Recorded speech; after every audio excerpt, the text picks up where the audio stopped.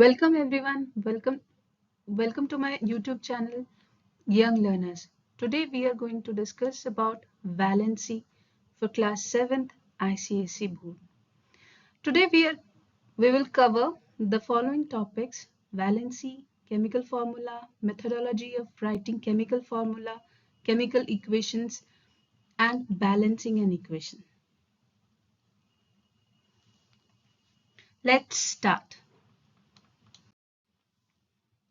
Valency. Valency of an element or radical is the number of hydrogen atoms which can combine with or displace an atom of the element or radical forming a compound.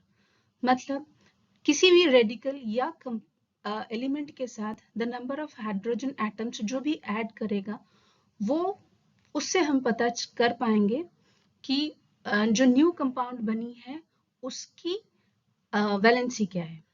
Like पहला जो है example है वो है hydrogen atom. पहला जो आप example देख पा रहे हैं उसमें टेबल दिख रही है. There is a table in which you can see the number of hydrogen atom is 1. 1 H means the number of hydrogen atom is 1. Now it combined with the radical Cl, one atom of Cl. A new compound will form called HCl. The chemical name is hydrogen chloride, and the valency of the radical means the valency of Cl here will be 1 because the number of hydrogen atoms that is combining here is 1 hydrogen atom with 1 Cl atom. Then the valency will be 1. In the next example, we will see that the new compound is H2SO4. Chemical name is sulfuric acid. In this case, the number of hydrogen atom is 2 and the radical SO4 is 1. So, because the number of hydrogen atom is 2, the valency of radical sulfate is 2. In the third example, the compound is NH3. Chemical name is ammonia. Here the number of hydrogen atoms is, it will be NH3. The number of hydrogen atoms will be H3. So the valency of nitrogen will be 3. In the next example is HCO3. The compound name is HCO3 or the name of the compound is bicarbonate. Here the number of hydrogen atoms which is combining with a radical called carbonate is 1. So the valency of carbonate will be 1. In the second example of H2O, the number of hydrogen atom is 2. So the valency of oxygen will be 2. Now in this slide we will discuss about valency chart of elements. आपको एक chart दिख रहा होगा. इस chart में हमने जो elements हैं उनको 8 ग्रुप्स में डिवाइड किया हुआ है. तो 8 ग्रुप्स को जो हमने डिवाइड किया है ये हमने उसके नंबर ऑफ एटॉमिक नंबर्स के हिसाब से डिवाइड किया. जैसे हाइड्रोजन का एटॉमिक नंबर 1 होता है, हीलियम का 2 होता है, लिथियम का 3 होता है, बेरिलियम का. इसी हिसाब से हमने इसको डिवाइड किया है. आप पहला जो ग्रुप है, जो फर्स्ट ग्रुप है, उसमें देखिए hydrogen, lithium, sodium, calcium, potassium, ये जो एलिमेंट्स होती हैं ये बहुत ही ज्यादा हाईली रिएक्टिव मेटल्स कहलाई जाती है. आप एक चीज और वो कीजिए, हम लोग सिर्फ यहाँ कैल्शियम तक ही कंसिडर करेंगे एलिमेंट्स को, क्योंकि मैंने ऊपर लिखा है नंबर 1 to 20 ही हम डिस्कस कर रहे हैं as per as the syllabus of class 7th. तो ग्रुप 1 की जो वैलेंसी होती है, ये जो एलिमेंट्स हैं वो ग्रुप 1 में आते हैं. जैसे हाइड्रोजन, लिथियम, सोडियम, पोटेशियम, इनकी जो वैलेंसी होती है वो +1 होती है. बेरिलियम, मैग्नीशियम, कैल्शियम, ये इनकी जो वैलेंसी होती है वो +2 होती है. तो ये 3 एलिमेंट्स जो होती है ये लेस रिएक्टिव मेटल्स होती है. पहली ग्रुप की हाईली रिएक्टिव होती है, दूसरी ग्रुप की लेस रिएक्टिव होती है। उसी तरह से अगर हम थर्ड ग्रुप में जाएं, बोरॉन और एल्यूमिनियम ही लेंगे हम इस ग्रुप में, तो इन दोनों जो एलिमेंट्स हैं इनकी जो वैलेंसी होती है वो +3 होती है।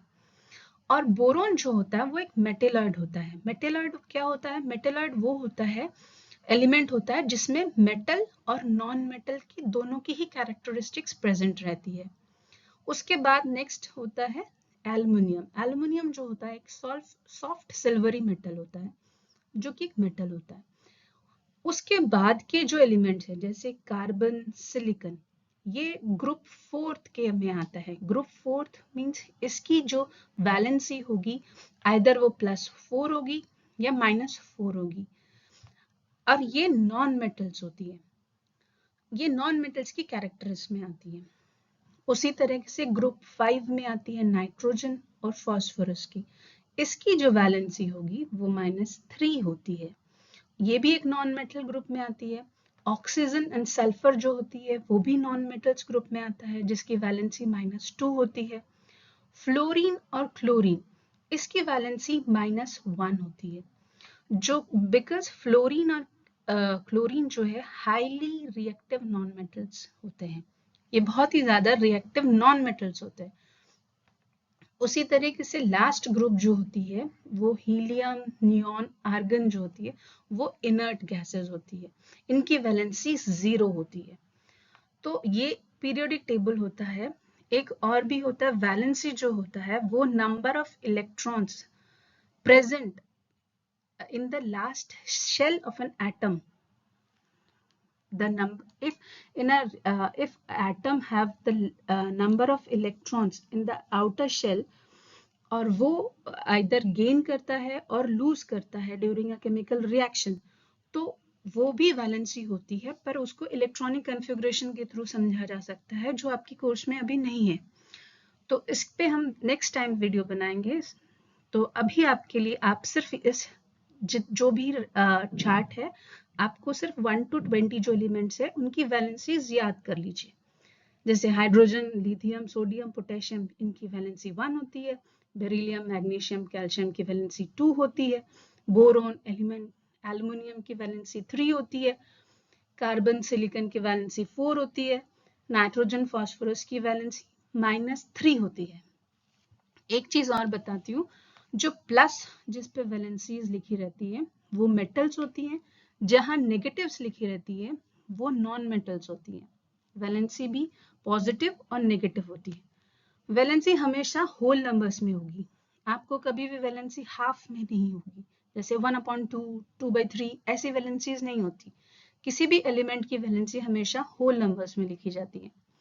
तो यहाँ जो -3, -2, -1 है, ये नॉन मेटल्स के लिए होती है। जहां प्लस लिखे रहते हैं वो मेटल्स के लिए होते हैं। नेक्स्ट है chemical formula. What is chemical formula? It is the way of presenting information about the number of atoms of each element in a compound. It is a symbolic representation of composition of a compound. Means आपकी जो compound बनती है, एक reaction कैसे लिख सकते हैं आप? उसमें नंबर ऑफ एलिमेंट्स को सिंबल्स के थ्रू लिख सकते हैं। Symbol, what is symbols? Means sodium, sodium को हम किससे रिप्रेजेंट करते हैं? Na से। तो Na इज अ सिंबल। तो हमारे लिए सोडियम की सिंबल क्या है? Na। उसी तरीके से chlorine, the symbol of chlorine is Cl. When sodium and chlorine will combine, they will form a compound called sodium chloride, and it will written as NaCl. So this is the way how we will write a chemical reaction or chemical formula. In the second example, hydrogen, that is represented by H, and when it reacts with chlorine, which is represented as Cl, when we combine hydrogen and chlorine, it will give hydrogen chloride, and the formula is HCl. Now in the next slide, as the name shows, the method of writing a chemical reaction. Means to write a chemical reaction, there are certain ways. So to write a chemical reaction, we should know the symbol of radical. Symbol of radical, as we discussed it earlier in the previous slide, symbol of the radical and the valency of radical or elements.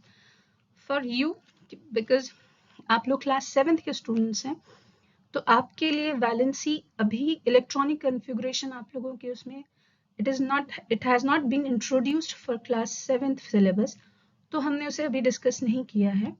तो आपके लिए अब better है आप previous slides में जाएं और जो मैंने आपको टेबल दिया है उसके हिसाब से आप देख ले, उसको देख के आपको समझ में आएगा वैलेंसी क्या है, आप याद भी कर सकते हैं।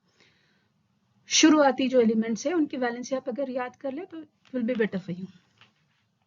सो we will discuss the steps. We should write each symbol with its valency. Now, Mg, it's a symbol. We will write the valency, +2. Now, Cl, the chlorine. The symbol is for chlorine is Cl and its valency is -1.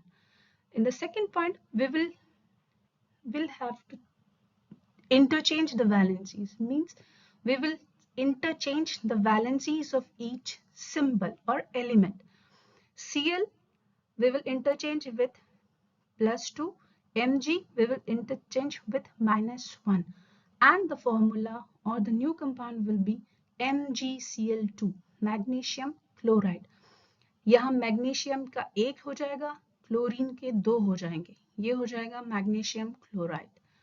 आप दोबारा देख लो, magnesium की जो valency होगी वो होती है +2, chlorine की जो वैलेंसी होती है वो -1 होती है। हम इसे इंटरचेंज करेंगे, इंटरचेंज मतलब Mg की जो वैलेंसी वो Cl वाली हो जाएगी, तो Mg की हो जाएगी 1 या 1 + 1, Cl की जो होगी वो 2 हो जाएगी, तो Cl की यहाँ 2 हो जाएगी।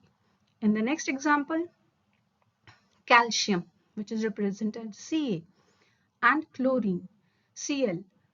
The valency of calcium is +2. The valency of chlorine is -1. We will interchange Ca1, chlorine 2. The compound will be calcium chloride and the formula will be CaCl2.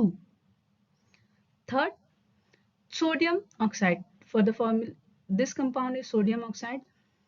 Now, sodium, valency +1, oxygen, valency -2.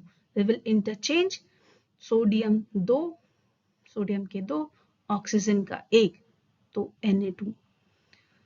I hope आप इसके through अच्छे से समझ रहे होंगे. Let's move to the next slide. Next topic is chemical equation. What is chemical equation? It is a representation through symbols and formulas of the reactants and products involved in a reaction. मतलब कोई भी reaction होगा, जैसे आप screen पे देख पा रहे होंगे एक रिएक्शन लिखा है NaOH plus HCl gives NaCl plus H2O. तो इस रिएक्शन में आप NaOH and HCl, these are called reactants. Reactants मतलब जो react कर रहे हैं, and the product will be NaCl plus H2O. These compounds will called as product.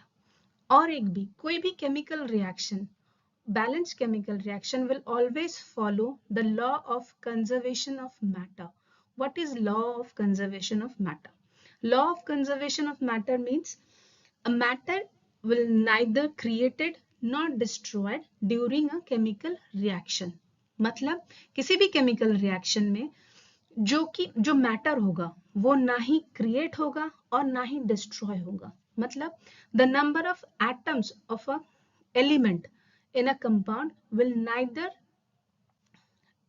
destroyed or neither created. मतलब the number of atoms of the element वो reactant में भी उतने ही होंगे जो कि प्रोडक्ट में होंगे. और ये जो केमिकल रिएक्शन है ये हमारे लिखने का एक स्टैंडर्ड वे ऑफ प्रेजेंटेशन है. आप ऐसा नहीं है कि हम किसी और तरीके से कोई केमिकल इक्वेशन को लिख सके. This is the way of writing a chemical reaction. Chemical reaction को दो तरीके से लिखते हैं. पहला होता है वर्ड इक्वेशन, जिसमें हम जो कंपाउंड है उसका नाम प्रॉपरली लिखते हैं, जैसे sodium hydroxide plus hydrochloric acid gives sodium chloride plus water. और दूसरा होता है मॉलिक्यूलर इक्वेशन। मॉलिक्यूलर इक्वेशन मतलब जिसमें हम उसका फॉर्मूला लिखते हैं, जैसे सोडियम हाइड्रोक्साइड का फॉर्मूला होता है NaOH, हाइड्रोक्लोरिक एसिड का फॉर्मूला होता है HCl, सोडियम क्लोराइड का फॉर्मूला होता है NaCl, और वाटर का हम सब जानते ही H2O। एक और चीज, the number of atoms of each element of और radical of the reactant means NaOH plus HCl की जितने भी एलिमेंट्स इसमें कंबाइन होंगे, ये रिएक्ट करेंगे, इनके जितने भी नंबर ऑफ एटम्स होंगे वो हमेशा इक्वल होगा the number of atoms of each element of the product. अगर यहाँ 1 है सोडियम का, तो आपकी प्रोडक्ट में भी number of atoms of sodium will be 1 और 2 means there will be a balance. जिसको आप मैंने एक डायग्राम बना रखा है, नीचे अटैच किया है, आप उसके थ्रू भी देखो। जैसे एक बैलेंस होता है, जब आप सब्जी खरीदने जाते हैं तो आप एक तरफ वेट रखते हैं, दूसरी तरफ सामान रखते हैं, तब वो बैलेंस होता है, फिर आपको वो दुकानदार चीज देता है। उसी तरीके से आप एक बैलेंस समझो कि ये एक बैलेंसिंग बीम है, या बैलेंस करने के, ये जब आप सीसॉ करते हो तो दोनों वेट्स जो होती है जब वो इक्वल होगी तभी वो एक वो होगी इक्वल जगह पे, वरना अगर एक वेट ऊपर और एक वेट नीचे होती है तो वो अप डाउन करेगी।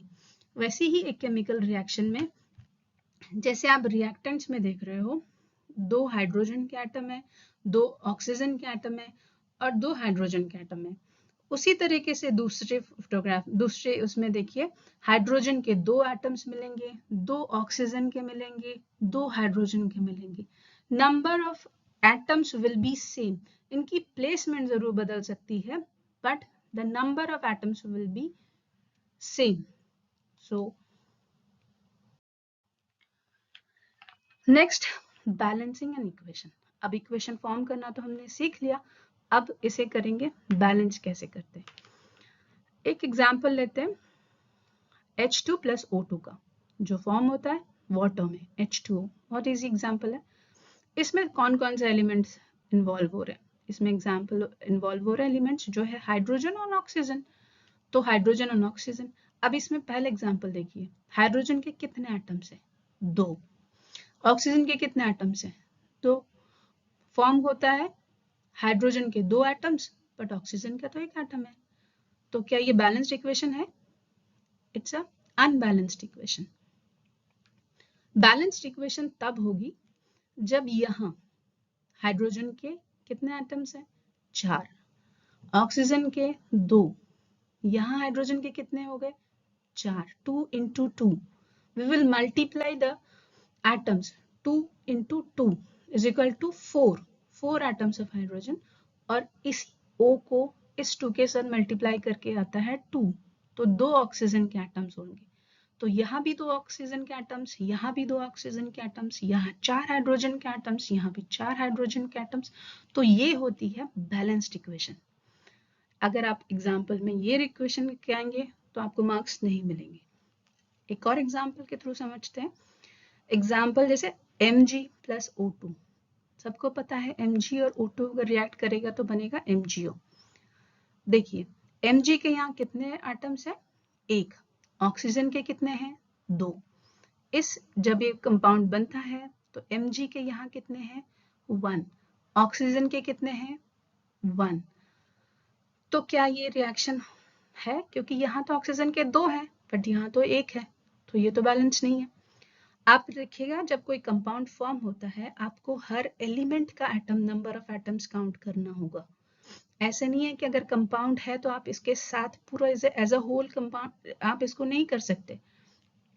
आपको हर एक एलिमेंट का, जैसे Mg इज अ एलिमेंट, तो इसके आगे, इसके पीछे, इसके ऊपर नीचे कितने एटम्स हैं वो आपको काउंट करने पड़ेंगे।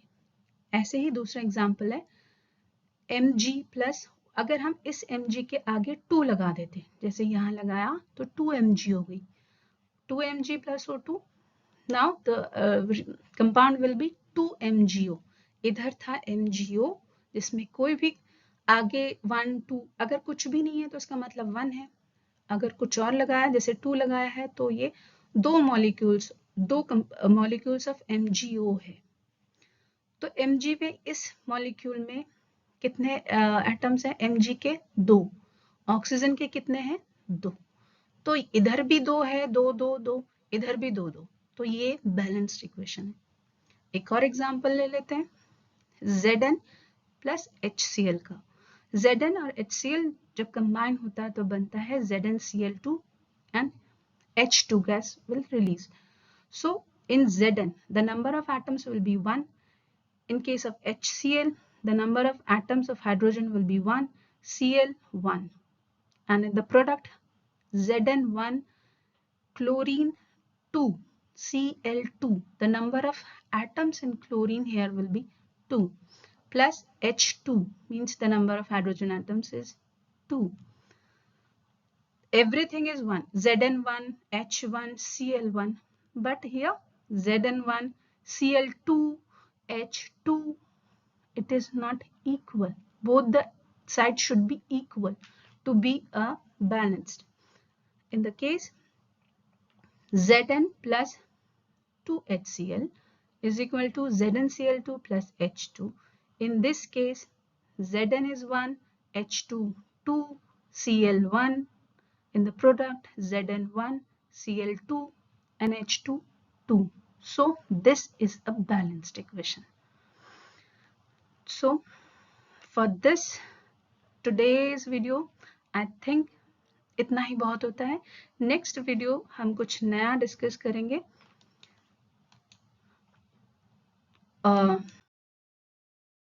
Thank you for watching the video. अगर आपको पसंद आए तो इसे लाइक कीजिएगा, मेरे चैनल को सब्सक्राइब कीजिएगा, एंड आगे की वीडियोस और भी इंटरेस्टिंग और यूजफुल टॉपिक्स के साथ हम आएंगे. Bye, thank you.